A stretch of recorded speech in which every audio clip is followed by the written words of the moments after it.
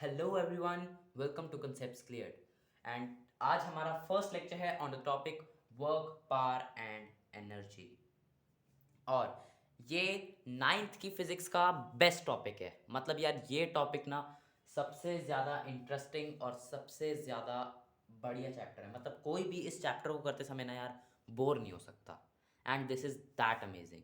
So if you all are excited for this chapter तो जल्दी से वीडियो को लाइक कर दो, चैनल को सब्सक्राइब कर दो और वीडियो को शेयर कर दो, हर जगह फैला दो इस वीडियो को।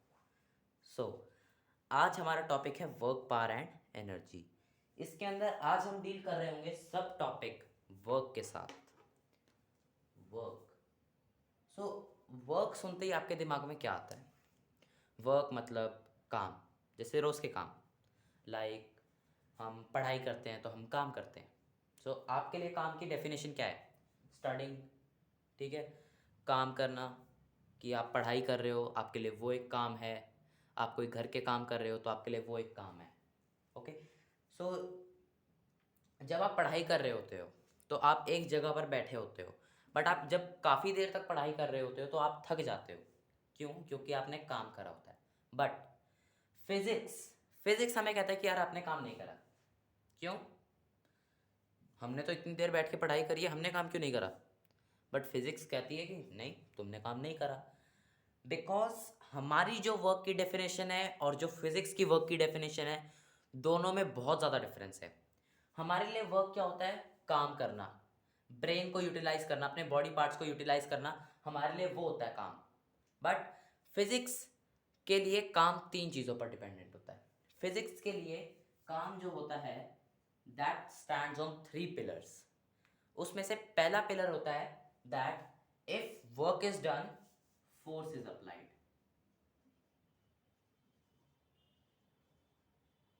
फिजिक्स कहती है कि अगर कोई काम हुआ है, अगर वर्क हुआ है, तो यार फोर्स अप्लाई हुई है। फोर्स अप्लाई हुई है तभी काम हुआ है। अगर कोई भी फोर्स अप्लाई नहीं हो रही है तो फिजिक्स कहता है कि काम काम नहीं हुआ है। सेकेंड थिंग, सो अब जब आप पढ़ाई कर रहे होते हो तो आप फोर्स अप्लाई करते हो, अपने पेन के ऊपर फोर्स अप्लाई करते हो, तो आपने कहा कि ठीक है, फर्स्ट पिलर हमारा सही है। Second thing, displacement should occur.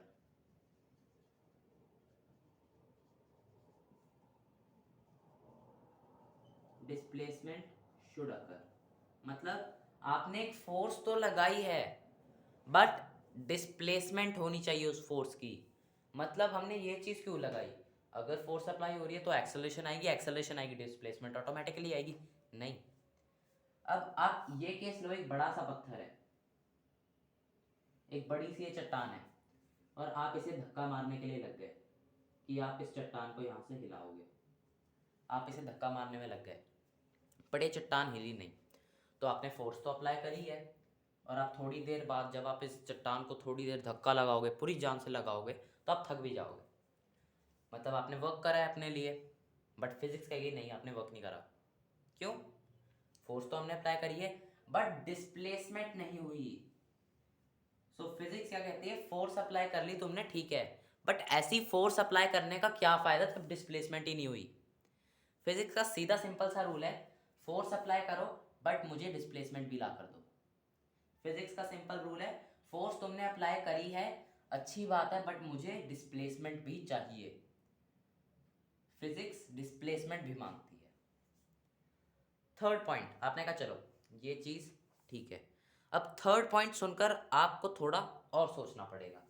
Third point ये कहता है displacement should be in direction of force. अब आप लोग थोड़ा सा कंफ्यूज हो गए। आप लोग कहोगे कि अगर फोर्स अप्लाई हो रही है, फोर्स डिस्प्लेसमेंट लेकर आ रही है, तो डिस्प्लेसमेंट तो फोर्स की डायरेक्शन में होगी। क्योंकि हमने न्यूटन के सेकंड लॉ में पढ़ा है ना कि जिस डायरेक्शन में फोर्स अप्लाई होती है, एक्सेलरेशन भी उसी डायरेक्शन में आती है। सो यहां पर ये पॉइंट देने का क्या मतलब है? ये तो बेसलेस है। नहीं, हर चीज के पीछे एक पॉइंट होता है, और इस चीज के पीछे एक डीप मीनिंग है। जब हमने वर्क की ये दो डेफिनेशन दी तो यार हमें ना ये इनकम्प्लीट लगने लगी।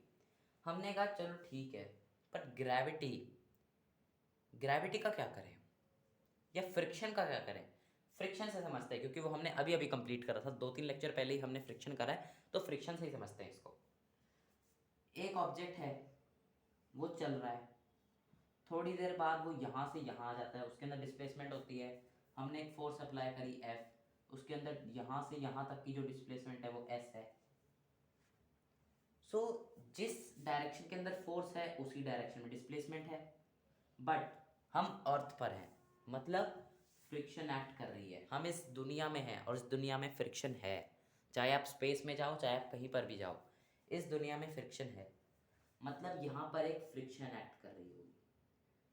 सो क्या फ्रिक्शन की वैल्यू इस फोर्स की वैल्यू के हिसाब के बराबर होगी कि फ्रिक्शन में एक F फोर्स लग रही है, कि फ्रिक्शन में F फोर्स लग रही है और डिस्प्लेसमेंट ऐसा आ रही है, और जो हम फोर्स अप्लाई कर रहे हैं उसके अंदर F फोर्स लग रही है और डिस्प्लेसमेंट ऐसा आ रही है। सो साइंटिस्ट थोड़े कंफ्यूज हो गए कि फ्रिक्शन क्या वर्क कर रही है यहाँ पर।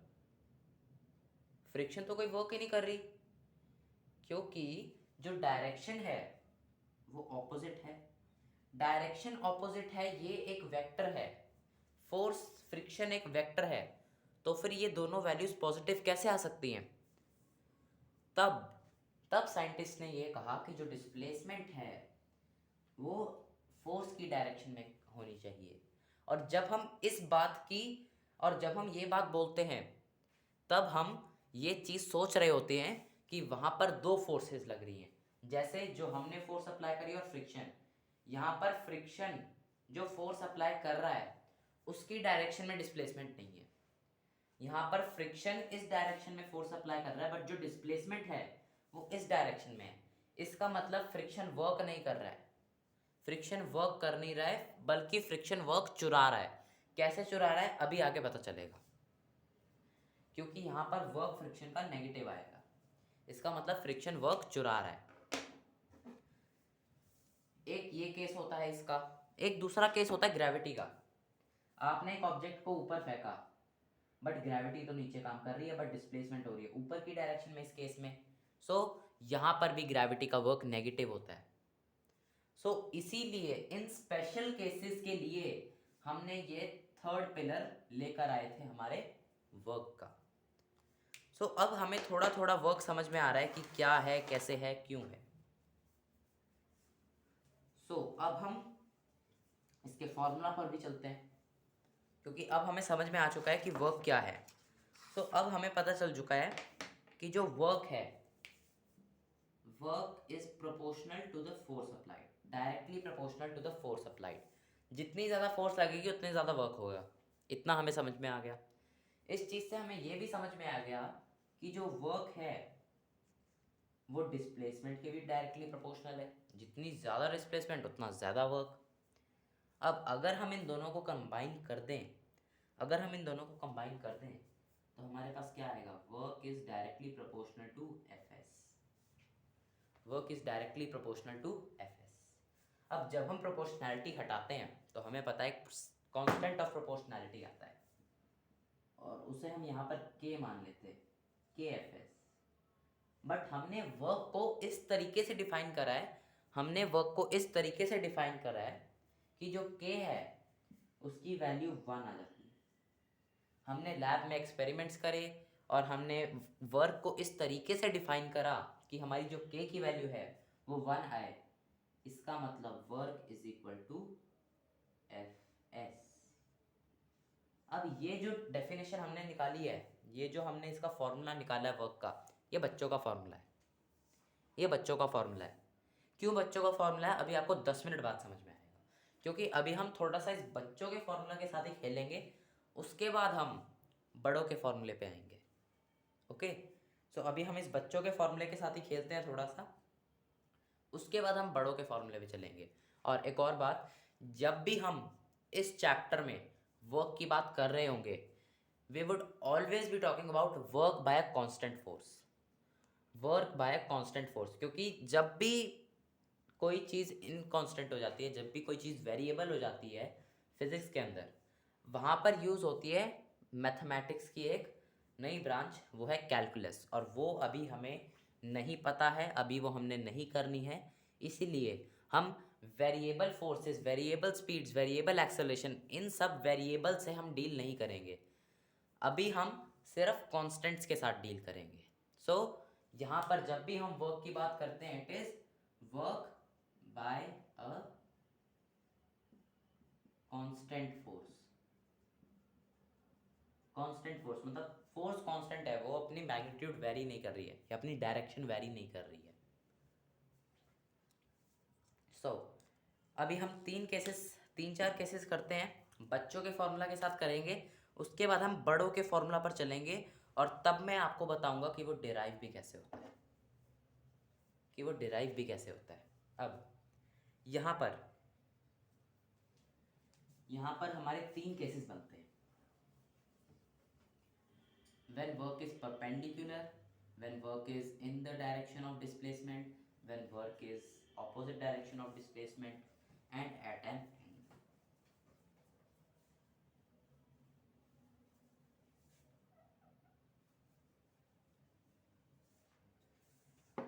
So यहाँ पर हम अपने पहले केस को लेते हैं, our first case, that is when force displaces an object in its own direction।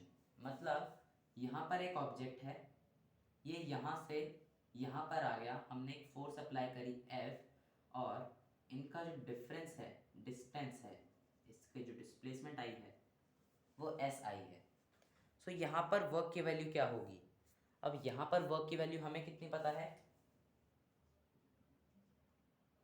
F S. So work की वैल्यू यहाँ पर आएगी एफ एस। ये फर्स्ट केस है, सिंपल केस है, सबसे सिंपल केस जो हम सबसे सिंपल ले सकते हैं, सबसे सिंपल चीज़ है। एंड एक और चीज़, जब भी हम डिस्प्लेसमेंट को काउंट करते हैं, मेजर करते हैं, हम डिस्प्लेसमेंट को, अब काफ़ी बच्चे क्या करते हैं डिस्प्लेसमेंट को मेजर करते समय, जैसे ये ऑब्जेक्ट यहाँ से यहाँ पर आ जाता है, काफ़ी बच्चे क्या करते हैं लास्ट टिप ले लेते हैं, इस एंड की लेफ्ट एंड की लास्ट टिप ले लेते हैं और राइट एंड को ले लेते हैं। अब अगर वो इस चीज़ को डिस्प्लेसमेंट बोलते हैं तो ये गलत है। काफ़ी बच्चे क्या करते हैं, ये वाला एंड ले लेंगे, सॉरी ये वाला एंड ले लेंगे और ये वाला एंड ले लेंगे और बोलेंगे कि ये डिस्प्लेसमेंट है, ये भी गलत है। वो इसका सेंटर उठाएंगे और इसका ये वाला एंड ले लेंगे, ये भी गलत है। सारे केसेस गलत हैं। डिस्प्लेसमेंट को मेजर करने का असली और सही तरीका क्या है? ये आपकी इनिशियल पोजीशन है, ये आपकी फाइनल पोजीशन है। ओके, मैं 3-4 एग्जांपल्स दे देता हूं, उससे आप समझ जाओगे। ये इनिशियल पोजीशन है, ये फाइनल पोजीशन है। आप इनिशियल पोजीशन पर अगर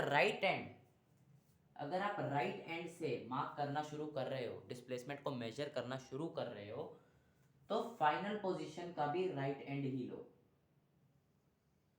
ये होगी आपकी डिस्प्लेसमेंट, इनिशियल पोजीशन का राइट एंड, फाइनल पोजीशन का राइट एंड। अगर आप इनिशियल पोजीशन का लेफ्ट एंड ले रहे हो तो फाइनल पोजीशन का भी लेफ्ट एंड ही लो। अगर आप इनिशियल पोजीशन का सेंटर ले रहे हो तो फाइनल पोजीशन का भी सेंटर ही लो।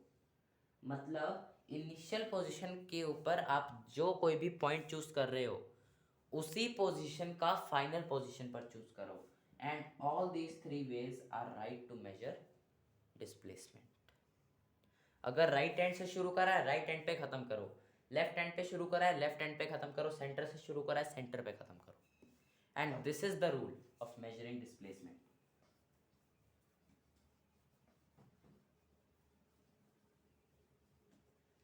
सो ये था हमारा पहला केस और सबसे ज़्यादा सिंपल। दूसरा केस जो हमने अभी अभी लिया था, दैट वाज जब हमने तीसरा पिलर डिफाइन करा था जिन स्पेशल केसेस के लिए जब डायरेक्शन ऑपोजिट हो जाती है उन केसेस का।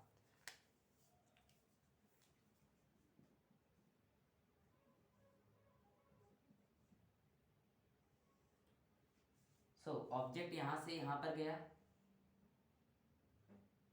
एफ फोर्स लगी, बट यहां पर हम बात कर रहे हैं फ्रिक्शन की। फ्रिक्शन ऑपोजिट डायरेक्शन में लगेगी बट डिस्प्लेसमेंट इस डायरेक्शन में हुई है। मतलब अगर हम अब यहां पर ये दोनों वेक्टर्स हैं, फोर्स वेक्टर है, डिस्प्लेसमेंट वेक्टर है, मतलब डायरेक्शन को काम में लेना पड़ेगा, डायरेक्शन को इन्वॉल्व हमें करना पड़ेगा।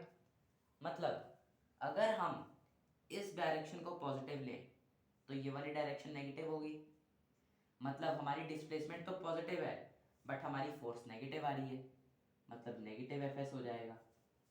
और ऐसा ही होता है जब फोर्स ऑपोजिट डायरेक्शन में होती है डिस्प्लेसमेंट के, तब हमारा वर्क आता है negative F S. Okay, simple से तरीके से हमने कर लिया।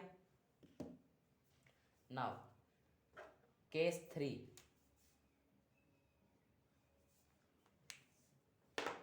केस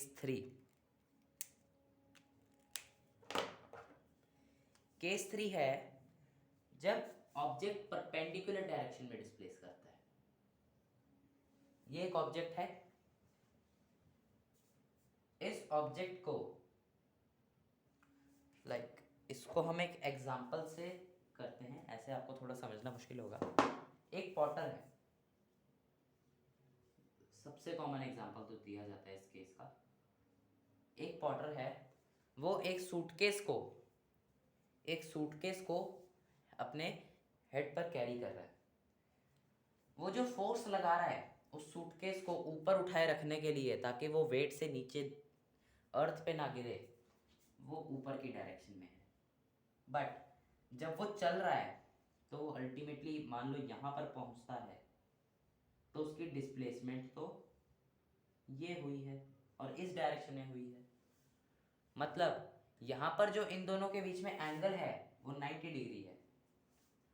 मतलब यहाँ पर वर्क कितना होगा, फिजिक्स कहती है यहाँ पर वर्क 0 होगा। मतलब जो पॉटर होता है वो कुछ वर्क नहीं करता है फिजिक्स के हिसाब से।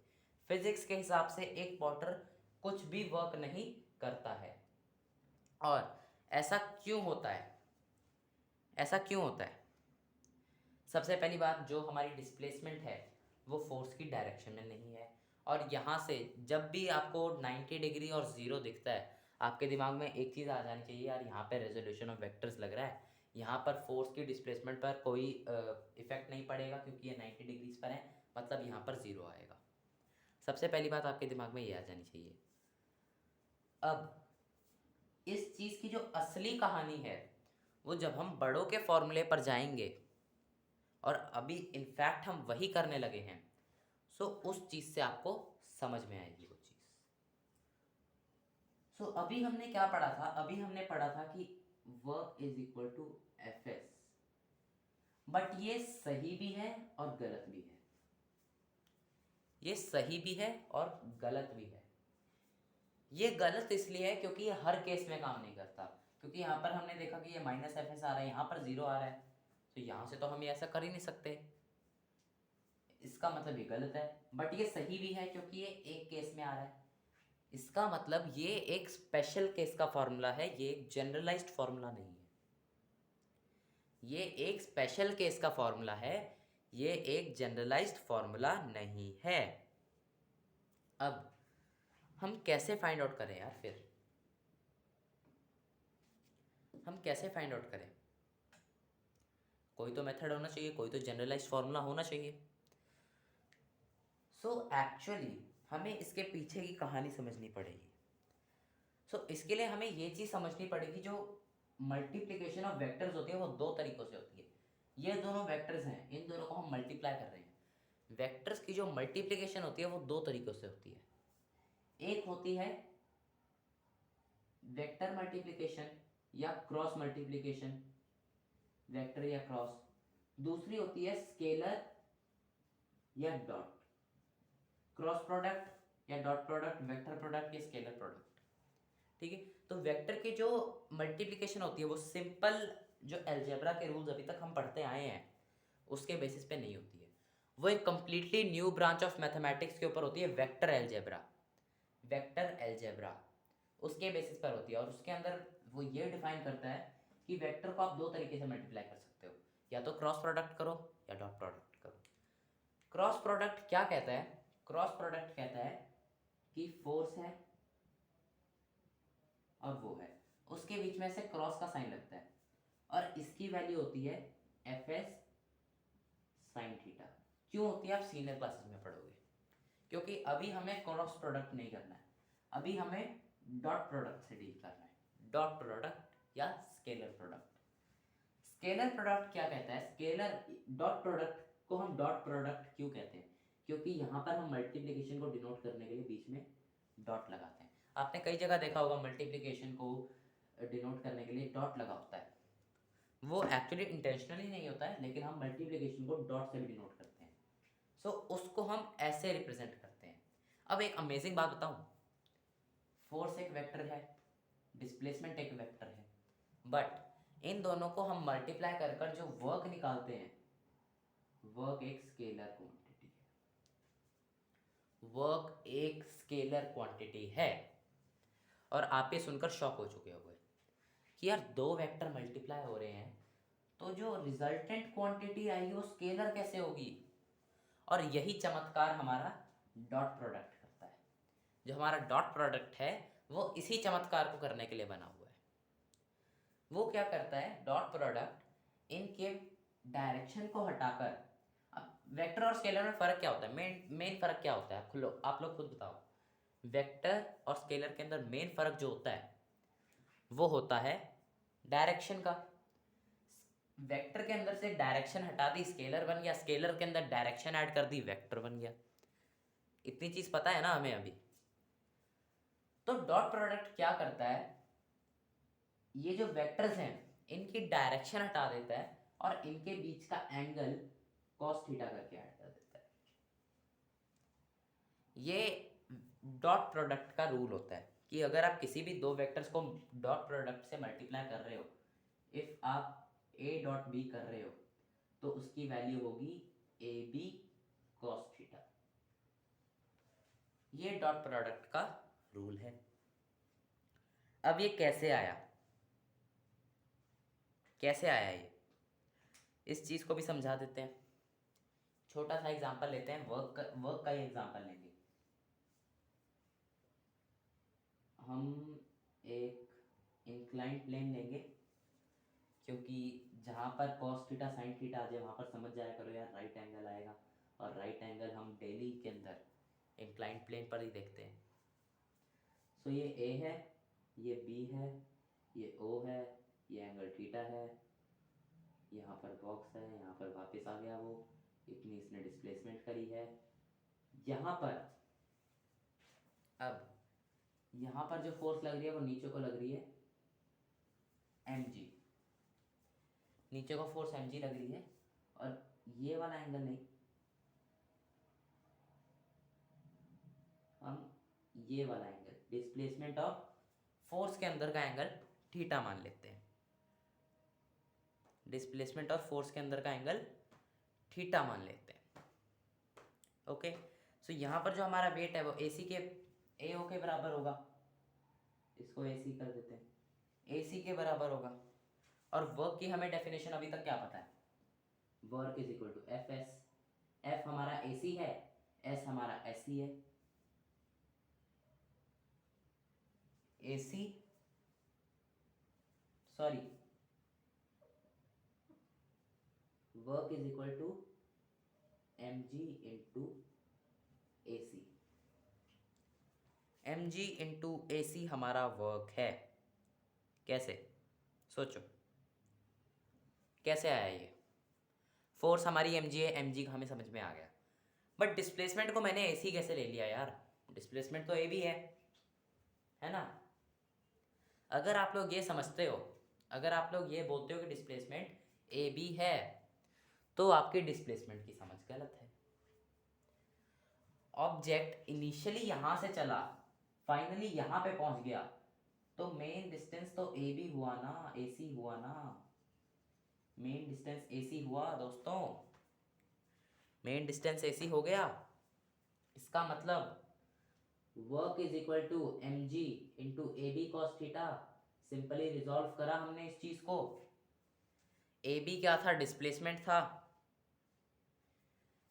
ये हाइट ए सी से, अब देखो आप लोग कहोगे यार कि मैं ए बी को भी डिस्प्लेसमेंट बोल रहा हूँ, ए सी को भी डिस्प्लेसमेंट बोल रहा हूँ। सिंपल सी बात समझो, यहाँ पर हम हाइट की बात कर रहे हैं अभी डिस्प्लेसमेंट में। हाइट कितनी है? ए सी है। अल्टीमेट डिस्प्लेसमेंट ए बी है। हाइट हमारी ए सी है, अल्टीमेट डिस्प्लेसमेंट हमारा ए बी है। ए बी हमारा एस है, एम जी हमारा एफ है, एफ एस कॉस थीटा, और यही हमारा ये है। इसी तरह से हमारा डॉट प्रोडक्ट डिफाइन होता है, कुछ इसी तरीके का इसका जो डेरिवेशन होती है वो होती है, वो हम सीनियर क्लासेस में करेंगे 11th 12th के अंदर आगे जाकर। अभी के लिए हमने इतनी बात समझनी है, डॉट प्रोडक्ट का जो रूल होता है वो ये होता है, इससे अगर हम एफ इंटू एस करें तो वो हो जाएगा एफ एस कॉस थीटा। और मैंने आपको थोड़ी थोड़ी कहानी समझा भी दी कि वो कैसे निकला। अब इसके अंदर यार थीटा के ऊपर अब हम एक रिस्ट्रिक्शन लगा देते हैं। अब आप कहोगे कि ये एफ है, ये एस है, यहाँ पर तो दो थीटा बन रहे हैं, एक ये थीटा है, एक ये थीटा है, कौन सा थीटा माने? सो हमने थीटा के ऊपर एक रिस्ट्रिक्शन लगा दिया।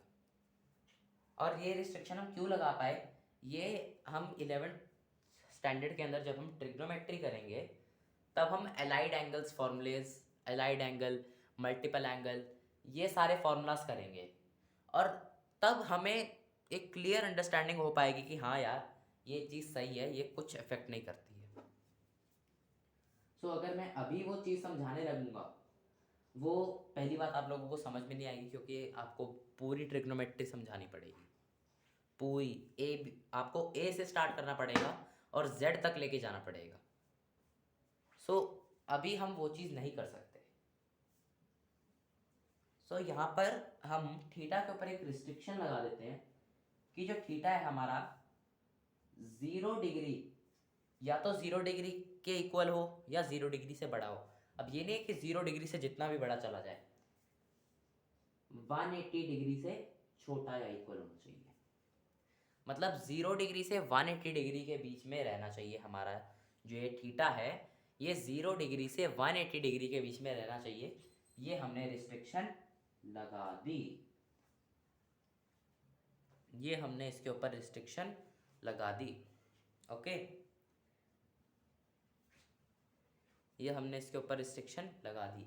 मतलब जब भी हम ऐसे दो वेक्टर्स मिलेंगे जिसके अंदर दो एंगल्स बन रहे होंगे, एक छोटा होगा एक थोड़ा बड़ा होगा, तो आपने हमेशा जो 180 से छोटा एंगल होगा, जो 180 से छोटा एंगल होगा उसको कंसिडरेशन में लेना है, अनलेस हमें गिवन हो कि आपको बड़ा एंगल लेना है।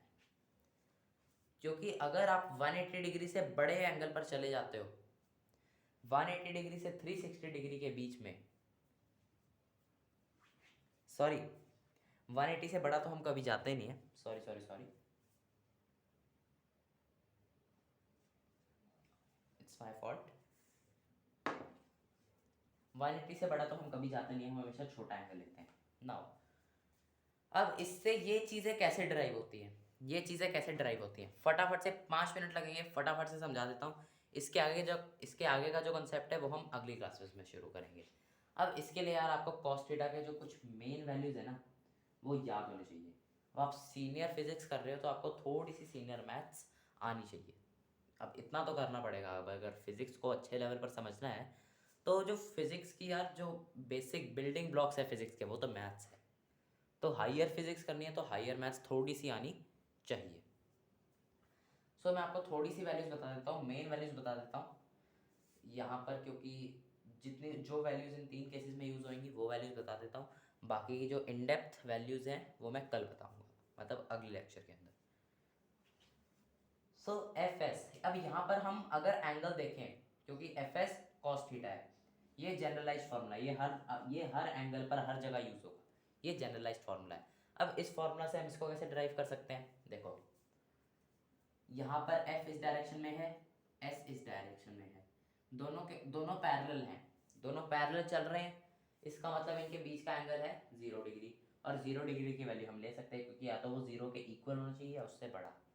अब कॉस 0 डिग्री, थीटा के ऊपर 0 डिग्री आ गया, कॉस 0 डिग्री हमारा होता है 1, मतलब कॉस थीटा हमारा 1 आ गया, मतलब F S into 1 F S हो गया, हमारा ये वाला डिराइव हो गया। अब यहाँ पर इस वाले केस के अंदर हमारी एफ इस डायरेक्शन में लग रही है और एस इस डायरेक्शन में, मतलब एंगल इसके अंदर 180 डिग्री का हो गया, 180 डिग्री। अब हमारे पास जो कॉस 180 होता है, कॉस 180 डिग्री वो होता है -1। अब यहाँ पर कॉस 180 -1 आ गया, मतलब माइनस एफ एस, इससे ये भी डिराइव हो गया, हो गया। अब यहाँ पर जो एंगल है, फोर्स इस डायरेक्शन में है, डिस्प्लेसमेंट इस डायरेक्शन में है, एंगल है 90 डिग्रीज, मतलब यहाँ पर यूज होगा cos 90 और उसकी वैल्यू होती है 0। अब anything into 0 is equal to 0, simple यार, 4th 5th की मैथ्स है, वर्क इज इक्वल टू 0। हो गई तीनों चीजें यहाँ से ड्राइव। तो W is equal to F S cos theta, ये हमारा यूनिवर्सल फॉर्मूला है, ये हर एंगल पर हर केस में यूज होगा, और ये ही है हमारा बड़ों का formula. Work is equal to F S, इसीलिए मैं कह रहा था कि ये सही भी है और गलत भी है, क्योंकि ये सिर्फ एक केस के अंदर लगता है, बाकी केसेस के अंदर इनवैलिड हो जाता है, और ये बच्चों का फॉर्मूला है। बट हम सीनियर फिजिक्स कर रहे हैं तो हमें सीनियर्स का फॉर्मूला अपनाना पड़ेगा। और अब से जब भी हम वर्क को कैलकुलेट करेंगे, कोई भी ये फॉर्मूला नहीं लगाएगा एक्सेप्ट स्कूल के एग्जाम्स में, क्योंकि वहाँ पे टीचर मार्क्स काट लेगा। हमेशा हम ये वाला फॉर्मूला यूज करेंगे, क्योंकि अब हमें हैबिट डालनी है। So we will always use this formula, इस फार्मूला को अब हम डिस्कार्ड कर देंगे। बस यहीं तक हमें ज़रूरत थी इसकी, अब हमें इसकी ज़रूरत है। सो आज के लिए आई बिलीव बहुत हो चुका है, इतना ज्ञान काफ़ी आज के लिए। बाकी का ज्ञान हम अगले लेक्चर के अंदर करेंगे, बाकी का ज्ञान हम अगले लेक्चर के अंदर लेंगे, जिसके अंदर हम वर्क डन बाय ग्रेविटी, ठीक है, weight of body, work done by variable force को हम थोड़ा सा ले लेंगे, work done by variable force को हम बिल्कुल ज़रा सा टच करके वापस आएंगे, ताकि आपको थोड़ा सा आइडिया हो जाए कि क्या होता है। हम बिल्कुल टच करेंगे और उसको वापस आ जाएंगे, और फिर हम अपना एनर्जी के साथ खेल खेलना शुरू करेंगे। सो इतना ही है। सो अगर आप लोग को इस वीडियो को पसंद आया तो इस वीडियो को लाइक कर दो, चैनल को सब्सक्राइब कर दो, वीडियो को हर जगह फैला दो, शेयर कर दो, और जो कोई भी इंस्टाग्राम पर इस वीडियो को शेयर करेगा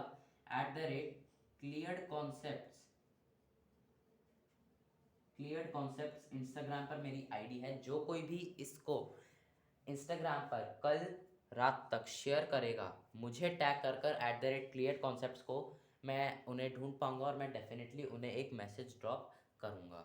और अगर आपको कोई भी क्वेरी हो तो आप मुझे टेलीग्राम पर @conceptcl, ये मेरी टेलीग्राम की आईडी है, यहाँ पर आप मुझे कांटेक्ट कर सकते हो, ये मेरा पर्सनल वो है, यहाँ पर आप मुझे कांटेक्ट कर सकते हो, मैं जितना जल्दी हो सके आपकी क्वेरी को रिजॉल्व करूँगा। और अगर आप हमसे वैसे ही जनरल अपडेट्स वगैरह के लिए जुड़ना चाहते हो तो नीचे डिस्क्रिप्शन बॉक्स में सारे लिंक्स हैं, फेसबुक, इंस्टाग्राम, ट्विटर, टेलीग्राम, सारे लिंक्स हैं, नीचे जाकर चेक करो और उन्हें फॉलो करो और क्या कहते हैं, ज्वाइन करो।